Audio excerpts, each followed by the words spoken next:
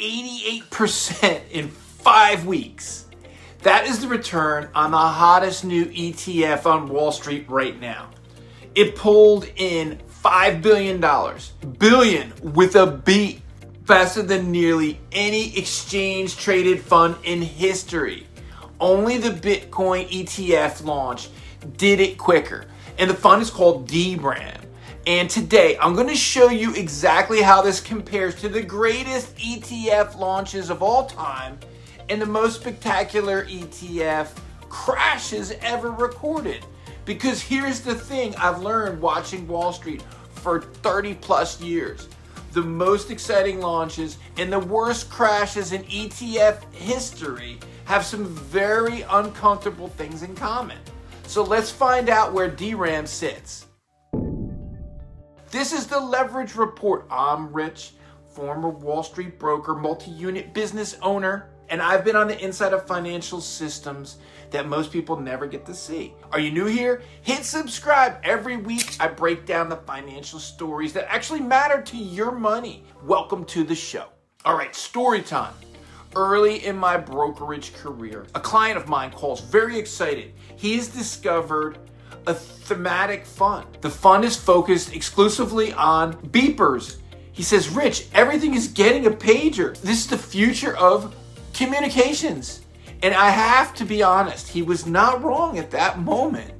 Pager stocks were on fire. He put a chunk of money in it, made very good returns for about 18 months, and then a little thing called the cell phone showed up, and the pager fund went kaput, down to zero, almost zero.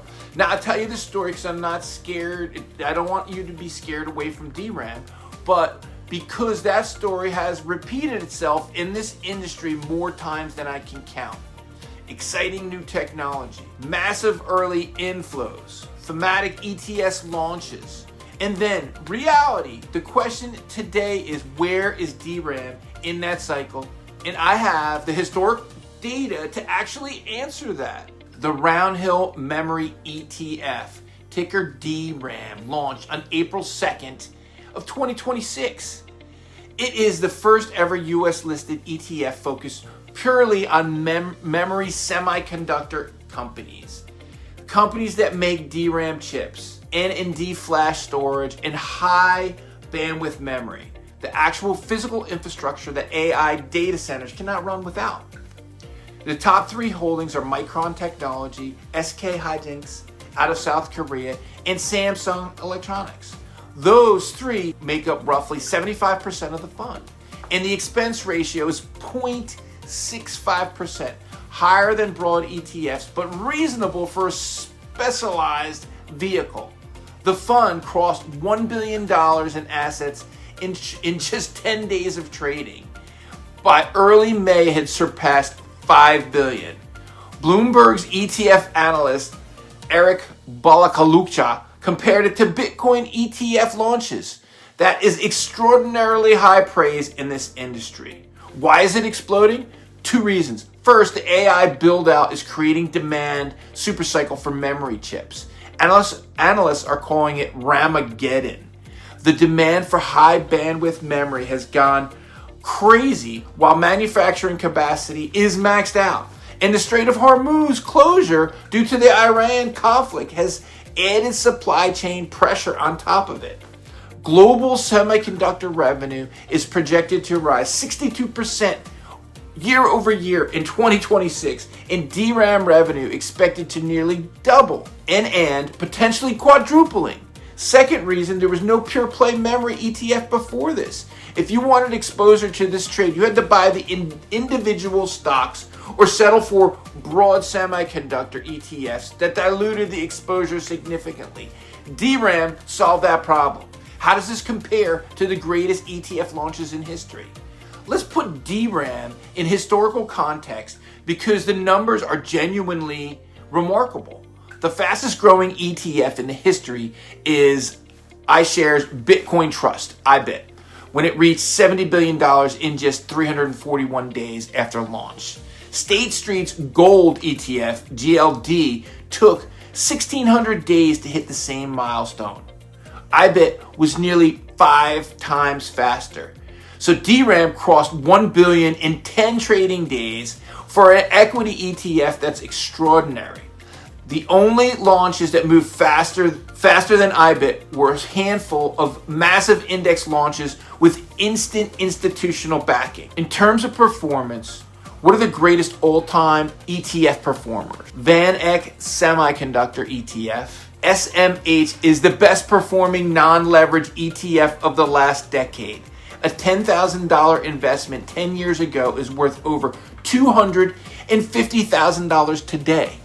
iShares Semiconductor ETF, SOX, turned the same investment into $175,000. And QQQ has returned 459% over 10 years.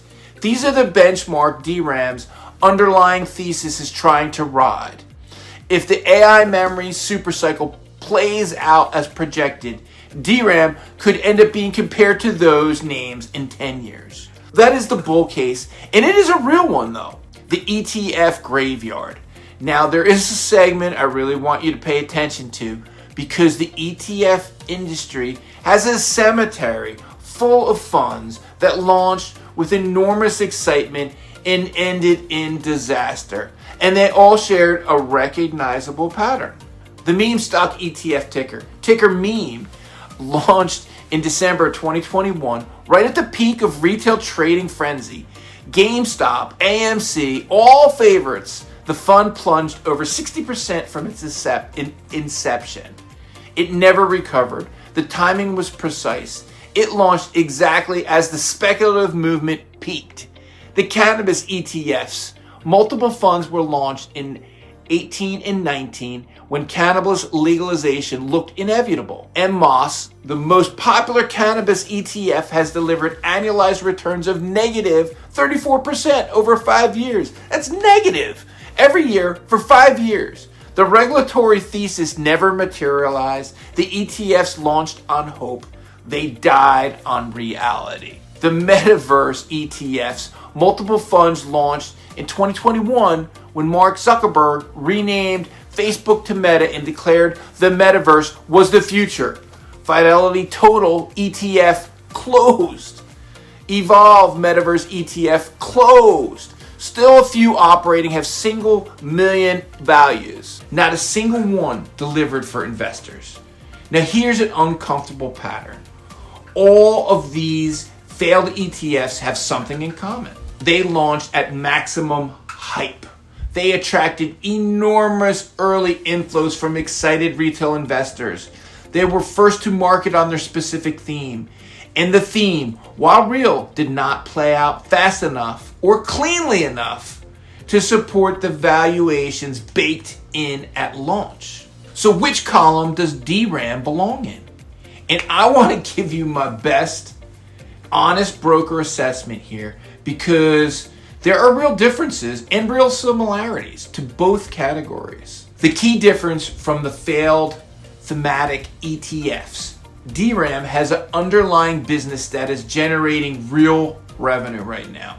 Micron, SK Hynix, and Samsung are not speculative companies. They are profitable businesses with real cash flow, selling real products in genuine short supply conditions. This is fundamentally different from metaverse, which had no revenue, or cannabis, which had massive regulatory uncertainty. Memory chips are a real, existing, revenue-generating industry, a commodity. The similarities that concern me, DRAM launched at the peak of the AI hype cycle. Maximum investor excitement. Record inflows in the first month. An 88% return makes it nearly impossible for most investors to buy in without feeling like they missed the move. That's how I feel, to tell you the truth. Semiconductor cycles are historically the most volatile in the market. SMH dropped 33% in 2022 alone. And the ETF Omen and some analysts are calling it a historical tendency for niche funds to launch at or near cycle peaks. Not always, but often enough to be worth knowing. My honest take If the AI build-out continues on its current trajectory and the memory super cycle has real legs, DRAM could be one of the greatest ETFs of all time. If AI capex slows, if geopolitical tensions ease and supplies normalize, if memory prices correct, DRAM could give back a significant portion of those gains relatively quickly. At an 88% premium to launch price within 5 weeks, the risk reward has changed material from day one. Now let me give you the ETF stack that actually builds real wealth over the decades. Because here is a Wall Street fact nobody advertises.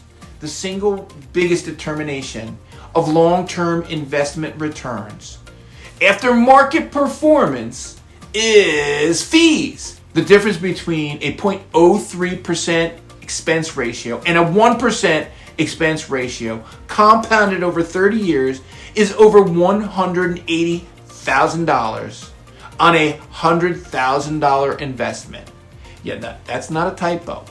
$180,000 to fees quietly without you noticing every single year. VOO Vanguard's S&P 500 ETF is at a 0.03% expense ratio. The 500 largest U.S. companies. Warren Buffett's own recommendation for most investors still starts right there. There's your foundation. VUG, Vanguard Growth ETF, is 0.03%. Growth focused across large cap companies. The top holdings include Apple, Microsoft, Nvidia, Amazon, returned 81% over 5 years. The growth engine. And then Schwab's SCHD, Schwab's dividend equity growth is at 0.06%. Companies with strong dividend growth histories. Trailing 12-month yield of 3.4%, triple the S&P 500.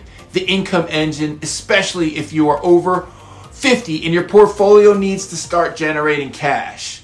QQQ, Invesco, NASDAQ 100 at 0.18%. Heavy technical concentration, Nvidia, Apple, Microsoft, 10-year total return, 457%. The highest beta option. And then DRAM as a small satellite position, maybe 5% of your portfolio. If you believe in AR and the AI memory supercycle, and you have a stomach for a volatile ride, not your anchor, choose your speculation allocation. You can go with something like this. It would be kind of fun to see what happens. So ask me any question anytime. Drop your comments and questions below. Are you holding DRAM? Did you buy at launch? Or are you watching from the sidelines like me on this one? I just didn't do it. What is your current ETF stack? Tell me in the comments. See you later. Bye.